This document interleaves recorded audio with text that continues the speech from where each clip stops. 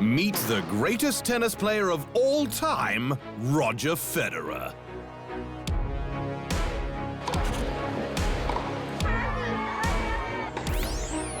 Ever since turning professional in 1998, the Swiss Maestro has asserted his dominance with both power and precision, and with each crushing serve or elegant backhand, climbed to the top of the Grand Slam singles castle. He's battled baseliners and big servers, backhanders and bulging biceps. No matter what the competition, the Fed Express has beaten them all. He may be the king of tennis, but not even this royal throne is exempt from the truth.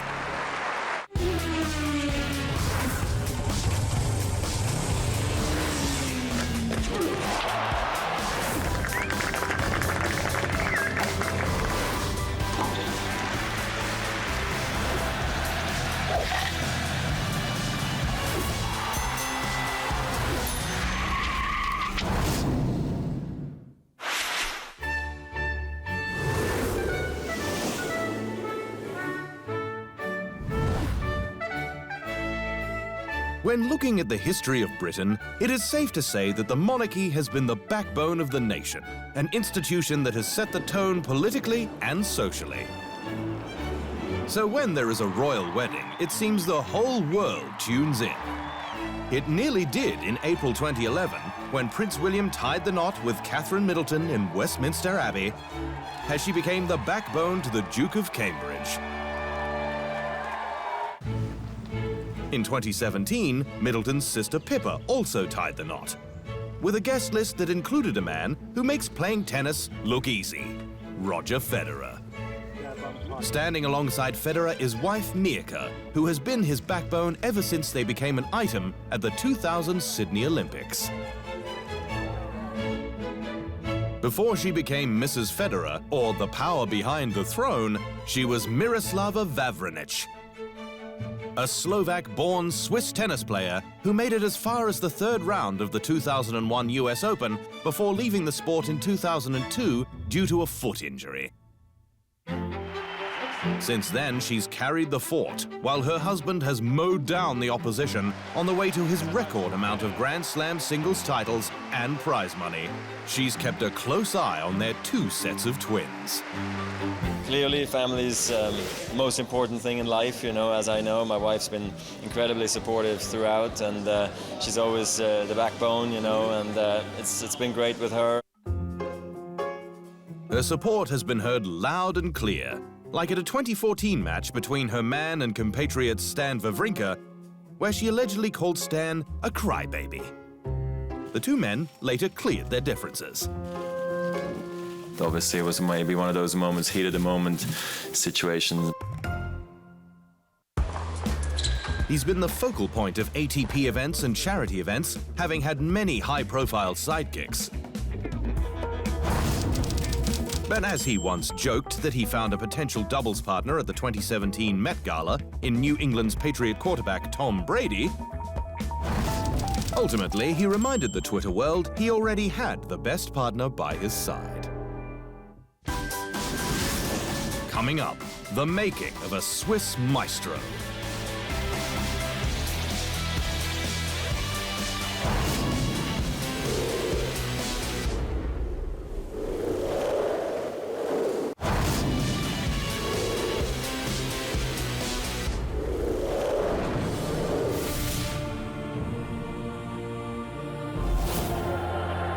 Sometimes you just know when you've witnessed something special.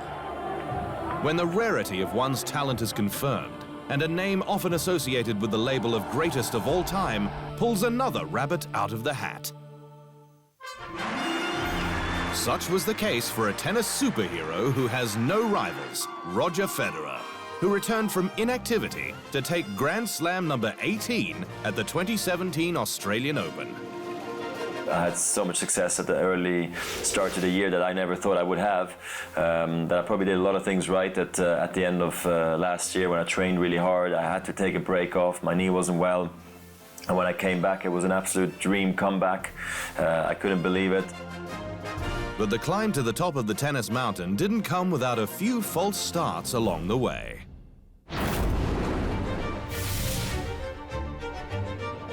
Basel-born Roger Federer may seem like the poster boy for calm, but he wasn't always that way.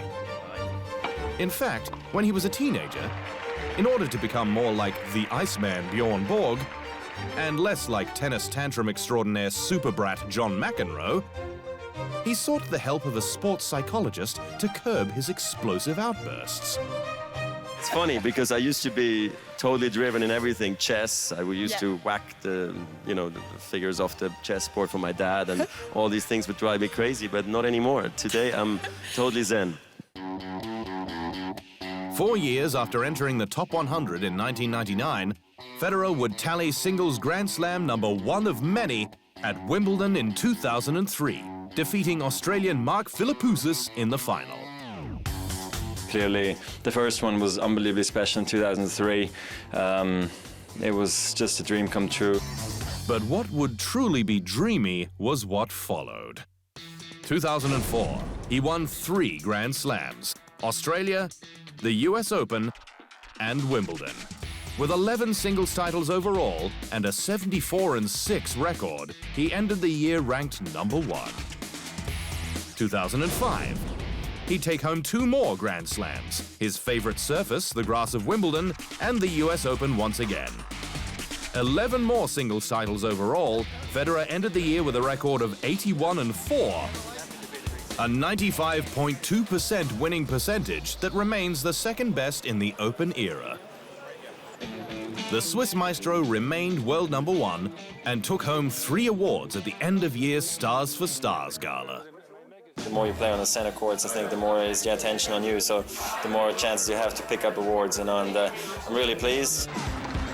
And just like that, it seemed the Fed Express was well on his way to reaching Pete Sampras's previously untouchable Grand Slam record haul of 14. From there, I'm still far away, because the record is 14 Grand Slams. The record is 270 weeks in #1. I'm only 100 weeks in #1 and only 6 Grand Slams. So still way to go. And the champions, they have to do it for a long, long time if they want to compete with the best. And so I still have a way to go. 2006, arguably his best ever season, Federer won 3 Grand Slams and 12 singles titles. Reaching the finals in 16 of 17 tournaments he entered, he ended the year with a mind-blowing 92-5 record. 2007, and Federer won 3 more Grand Slams, while a man named Rafa won the French Open again. While in 2008, a combo of mononucleosis and the start of his back issues meant all Paul Rog was able to muster was a US Open title and a doubles gold medal at the 2008 Beijing Olympics. Having entered 2009 1 Grand Slam shy of tying Pete Sampras, Federer finally won the French Open, and the career Grand Slam was finally his. And when he took another Wimbledon later in the year, he moved past Pistol Pete to top spot on the Grand Slam list. I look back, and which was my most amazing year in my life. This is definitely it, Got married on top of it, to my wife now, I've been together with for 9 years, and of course we're very proud parents now, of 2 sweet girls, and obviously with the success on court, I couldn't have dreamt it better. He couldn't have dreamt it better, and neither could anyone else have. But the dream faded as his lean years arrived, and although he still survived well into most tournaments he entered, Fed was faltering. After winning the Australian Open at the start of 2010, he was hailed the greatest of all time. But he soon relinquished his #1 ranking just a week from tying Sampras's record of 286 weeks on top.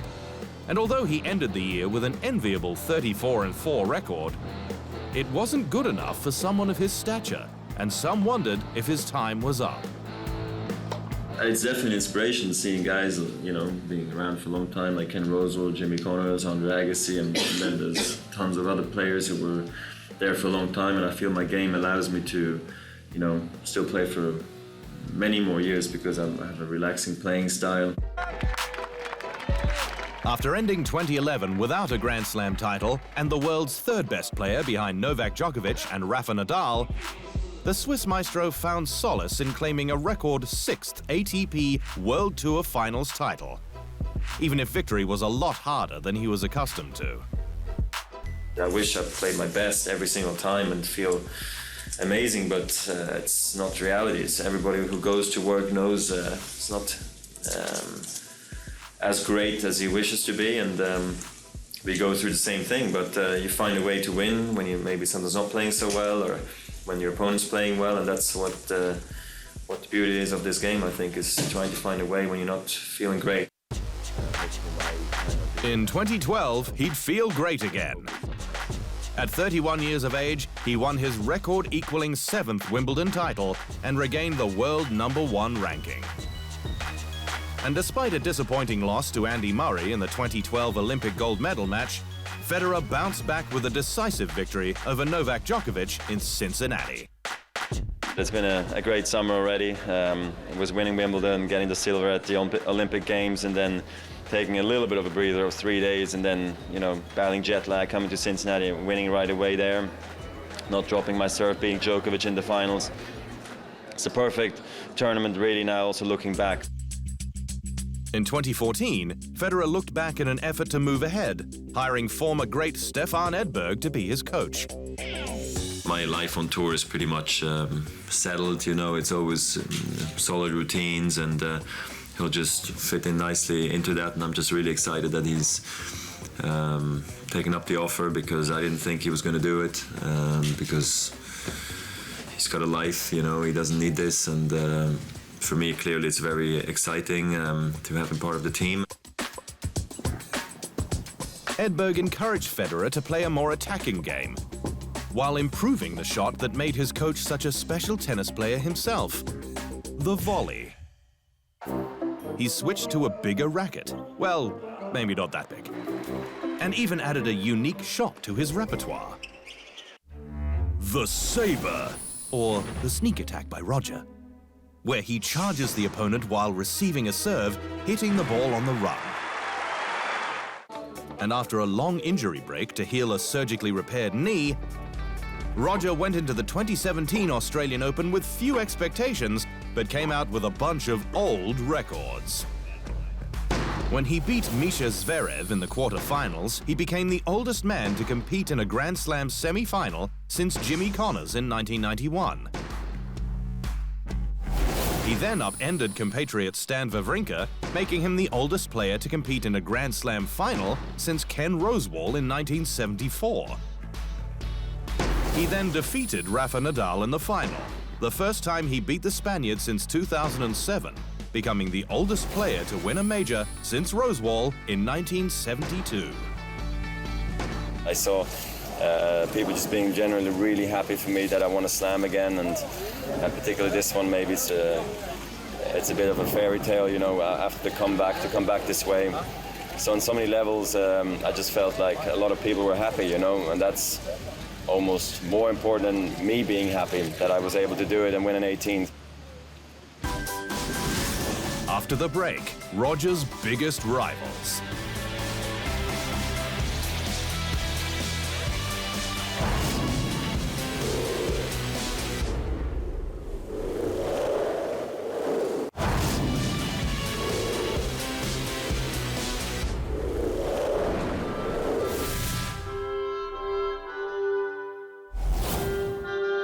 They're known for their watches, their army knives, the Alps, and even their chocolate. It's safe to say that the happy Western Central European country of Switzerland is one of the best places to live in. Because where else can you enjoy such a high quality of life amidst a variety of languages, where armed neutrality means they're everybody's best friend?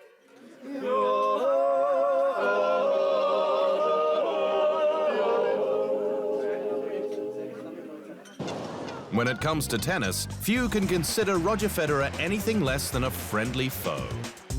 There are many athletes that don't respect the sport. Roger Federer, you're one out of a million, baby. And that's why people love watching Roger Federer, and they always will root for them. However, for those that stand on the other side of the net, once the first ball is served, that friendship is thrown out the window.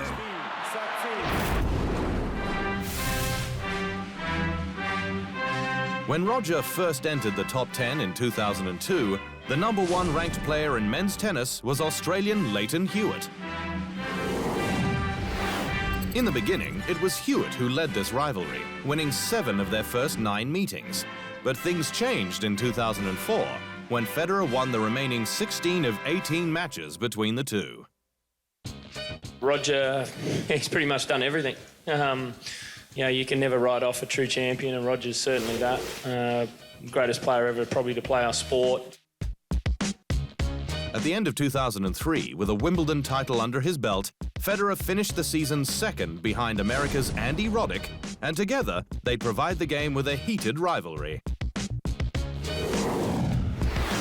Because when Federer won the 2004 US Open, he supplanted Roddick for top spot and went on to win 21 of 24 matches between the two, including 4 Grand Slam event finals, one of which featured a record 30-game 5th set at the 2009 Wimbledon.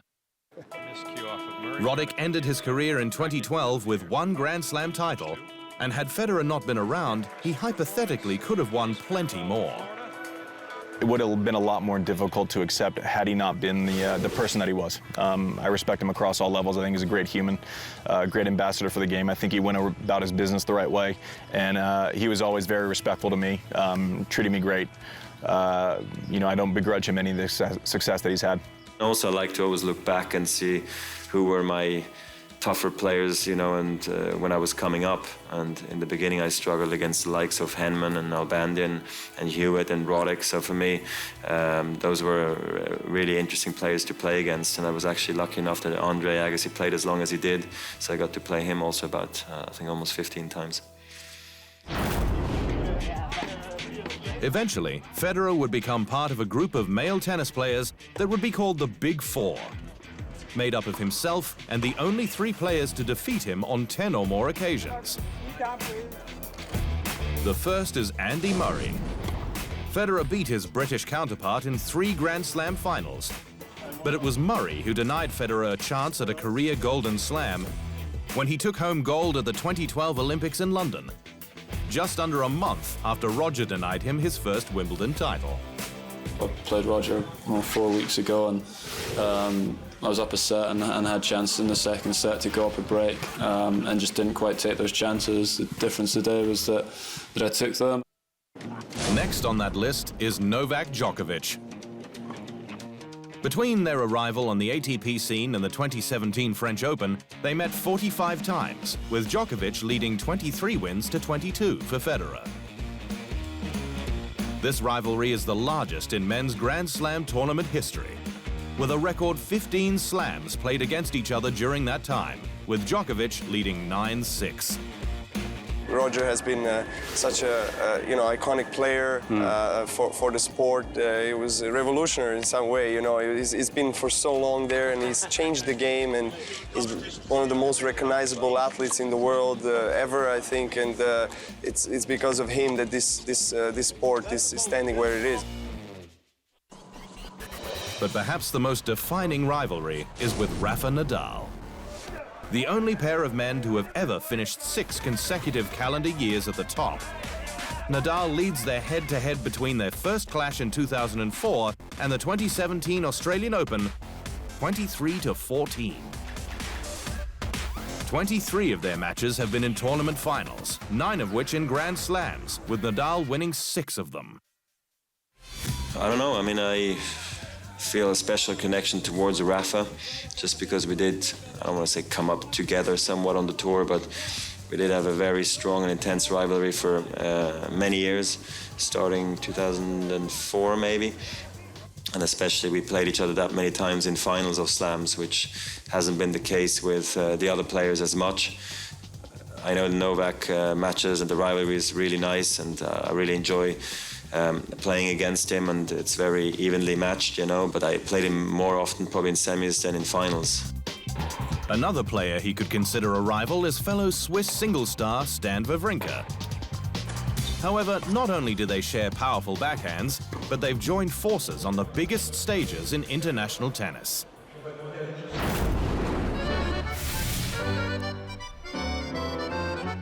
Federer and Wawrinka are a formidable duo, having finished first in men's doubles at the 2008 Beijing Games. Obviously, winning the Olympic gold with Stan in Beijing was just something of the most incredible feelings I've ever had on a tennis court, so hopefully we can do well again. That opportunity came at the Davis Cup in 2014, when both the then third-ranked Federer and fourth-ranked Wawrinka announced they would make themselves available for the Swiss side. Captain Severin Luthi didn't think twice and snapped them up. Well, I mean, I always kept a tiny, tiny door open, so I'm just happy to be here, to be quite honest. You know, spending a week with some of my best friends and playing here is something I was excited about. Swiss tennis fans were excited too. Sure, they held their breath when Federer and Wawrinka had their semi-final spat at the ATP World Tour Finals in London, just a week prior to their final versus France. But the two trained as tight teammates and assured the tennis world that all was well. Yeah, like I said, there's no hard feelings whatsoever, and we're having a good time here. We are friends, not enemies. Despite a bothersome back and a singles loss to Gaël Monfils, Federer took down the enemy with a win over Richard Gasquet, gifting Switzerland its first ever Davis Cup title. We're very, very happy, and we're had a good time since match point, right? Amazing feeling, the best. We all know how it's great to watch such an amazing player when he's playing good tennis. And today, yeah, Roger, I still love you. They received a hero's welcome back home, with Federer becoming Switzerland's leader in Davis Cup singles wins, overall wins, and years played. To come here today is just crazy. It might be the most crazy 24 hours of my career. And thanks to you, thanks to the team, it's magnificent.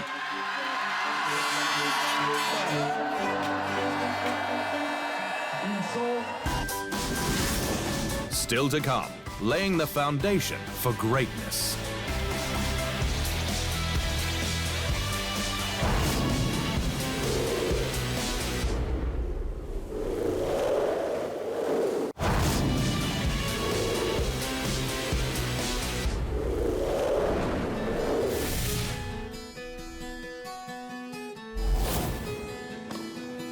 There's no question that Roger Federer laid the foundation for tennis greatness. But he's also founded a charity off the court that is just as great, the Roger Federer Foundation. My mom is from South Africa. Obviously, there's also some, rather tough areas, in South Africa. And she always said, if I ever have an opportunity to give back, I should definitely do so. And I started already in 2003 when I was only 22 years old, and I created the Roger Federer Foundation, to help, kids, give them an opportunity to go to school and, have a meal so they can do sports, meet people, not be on the streets. And for me, that was really, really important. Since then, the foundation has traveled beyond his mother's birthplace, raising money to build schools in hardship countries like Malawi, helping nurture and fulfill the potential of thousands of children. I believe every young child should have the opportunity to spend some years in such a center, because early education is the foundation of learning. It's so inspiring and motivating every time I come to a beautiful country like Malawi this time. It's my first time here. And of course, I'll keep going. We have high goals for the Roger Federer Foundation to reach 1 million children that can benefit from the foundation, because children are tomorrow's future.